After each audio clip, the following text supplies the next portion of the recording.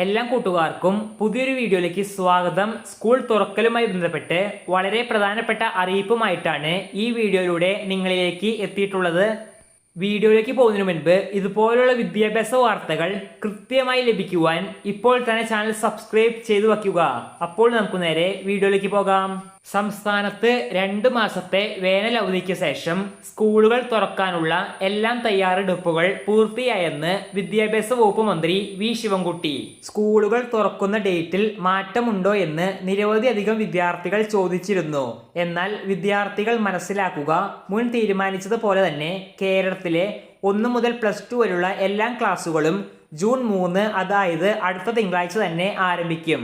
സ്കൂളുകൾ തുറക്കുന്നതിന് മുന്നോടിയുള്ള ശുചീകരണ പ്രവർത്തനങ്ങളും ഇന്നലെയോടുകൂടി സ്കൂളുകളിൽ അവസാനിച്ചു എന്നാണ് അറിയാൻ സാധിച്ചത്. അപ്പോൾ ജൂൺ 3 സ്കൂളുകളിൽ പോവാൻ എല്ലാ പ്രിയപ്പെട്ട കൂട്ടുകാരും തയ്യാറെടുക്കുക. നന്ദി.